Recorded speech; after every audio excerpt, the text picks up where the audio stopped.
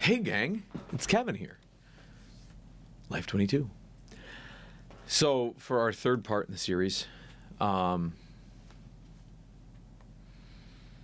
want to talk about a county legislator. So here's an example from people in the room. So I guess you could call it hearsay if you were a lawyer. There have been people in the room at our county legislator races, or at the meetings, which is why there should be full transparency, by the way. They shouldn't just be on phone calls after their private, in session, whatever. Like everything that you do, as a county legislator, once you choose to run for political office, essentially you're ascending above that of the citizen, right? You're ascending to a higher calling that does not give you more power, that gives you less rights, right? So that's the philosophy anyways, right? You're ascending to be my representative in government. And as my representative, you should be fully transparent. If we want to put a camera in your home while you're sleeping, that should be just acceptable, right? Because you're sacrificing something by taking that position, right? Like maybe not have a camera in your home, but like if you have a thought in your head, right? You have a thought and you say to yourself, like you just want to just think about screwing somebody over or embezzling money or whatever. The thought just comes into your head. Like as soon as you have that thought, I have the right to know that you had that thought, because you have ascended to a position of authority, not moral authority, just to authority over my representation at a government level. And that's the sacrifice that you're making, becoming that authoritative figure. You are sacrificing your rights. You're being imbued with the moniker that we should have the right to know what you're thinking. So if you say one thing and you do another, you're clearly thinking another. And we should have the right to know what you're thinking.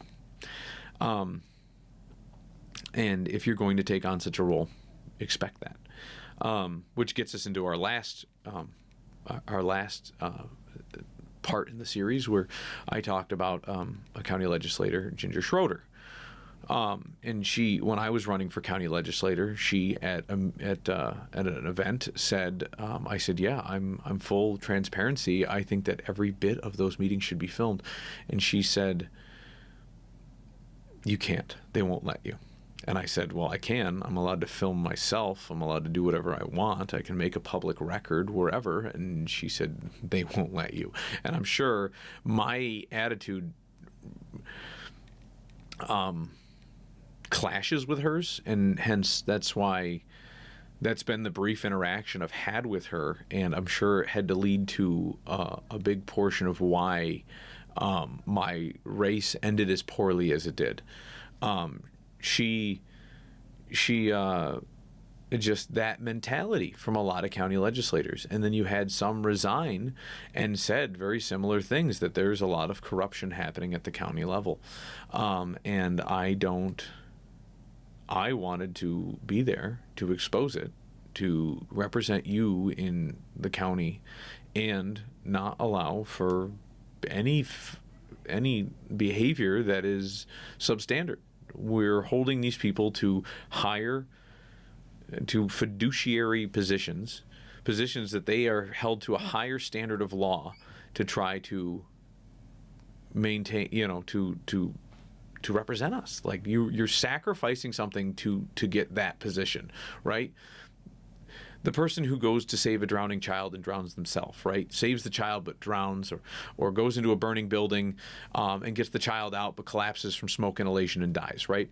That person went in there to do a more morally, righteously just thing in saving a child's life, but in turn had to sacrifice something. Their own health, they sacrificed their own well-being, they sacrificed security for the risk of losing their life or any of the above, right? And that's what you do. It's the same thing. You're saying, hey, I have a higher calling. I'm taking a more righteous path. And what ends up happening is people who are out to seize power take these positions to serve themselves. And that's what I'm calling out. So at these county meetings that they don't let us record, that they only record, they have a small public portion that they let the press into, and you're allowed to attend, oh boy, and they don't do video, it's audio only. You can call in on the line. I believe that's still a thing, or at least thanks to yours truly, the city got on board to start filming their meetings and posting them online. You can look at my channel. My channel was like 300 meetings or whatever of the Common Council. I was filming every meeting. So until they finally did it themselves, and then I stopped. I would republish some of their meetings because then I didn't have to do it. But people were still coming to my channel for the meetings. Regardless. So there are certain government contracts that are handed out, right? Like when you're a county government, you have to sub out some things, right? Just like we discussed with, labor attorneys, right? The government can't have everything in-house. Right? They have a DPW department, they have a highway department, they have all this, right? But they don't have like a small construction crew that can handle like certain jobs and can just free reign go out and hire somebody specific if they had to subcontract it out to or what have you, right? And then if you get bonded and you carry the right insurances and stuff, you can bid for those contracts, right? Whether it's a waste hauling contract for a sewer plant, or it's a white goods contract for a county or citywide cleanup. Like there's all these different things that you can do to bid on contracts. You can bid on contracts for electrical work. You could be the guy that bid on the splash pad in Olean, for example. You could be any number of these contracts. Maybe you're hauling, like yard waste debris for the county to a different place because the county closed down Farwell. So then maybe they're not even taking their own stuff. Who knows? But then the county does have their own little projects, right? Like this kind of repair, or repair to this county building, or this building, or maybe it's just a maintenance contract. Maybe, it's tree removal for downed trees because the county maybe has highway guys, but they're not really like chainsaw operators. They can't fell trees, what have you. So there's a county legislator who runs a construction company, and he's bonded and insured, and he's been bidding on contracts before he was ever a county legislator. And he ran for county legislator. And it's funny because in all the meeting minutes, you'll see that he's present, but he never abstains from a vote on a contract that he is either subcontracted to or he is bid on himself through his company. And I don't have a problem with this. I have a problem with this action. I don't, and how bad it smells. I don't have a problem. I don't have a problem with the individual. I have a problem with this action of how he holds himself and how he thinks he's found a loophole. And there is no loophole for this. Like, you're held to a higher standard. So if you have a construction company, you don't get to sell it to your wife, ex-wife now, I think. You don't get to sell it to your friends. You don't get to sell it to your family.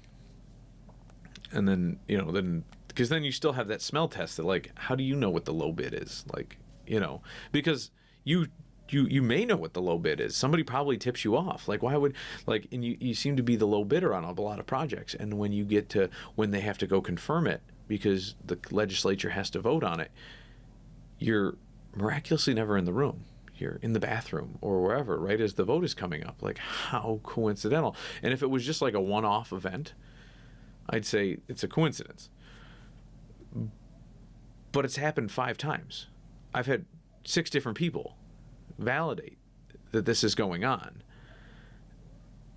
And on multiple occasions. So it's been 6 people on like 10 different events that have happened where you're winning contracts. and you're miraculously out of the room, but you're present for the meeting. And so you don't vote yes, and you don't vote no, and you don't abstain because you're not present in the room. And I just think that unethical behavior has to end, man. You can resign, you can step down, you can just not do it anymore. I just think the fact that you were doing it should absolve you from doing it. Or should absolve you from staying in your current position. And I don't have a problem with you as a person, Mr. Benson. I respect you. You're a small business owner, or you started out as a small business owner, and you've built this thing, and a lot of people in our community respect you. I think behavior like this, though, to keep your business, I understand that all businesses are struggling right now. And for you to do things like this that even just smell nefarious, need to stop. And so, just throwing that out there. I don't mean any animosity. And I know by me putting out all these videos, I'm going to get a lot of animosity. I'm going to get what was the old Russian general saying? You show me the law. You show me the man, I'll show you the law. And that means that if you show me the man, I will find a law that we can cripple him with, and we can send him to the gulags. And that's probably going to happen to me because of me calling people out. I'm just saying, there's a lot happening, and I got to get it off my chest, man. And none of this is to be. I mean, I'm trying to make you guys better people. You're our representatives, of course, so you're supposed to be held to a higher standard. So a lot of you need to act it. And with that one, I'll leave you guys lie in wait. Till next time.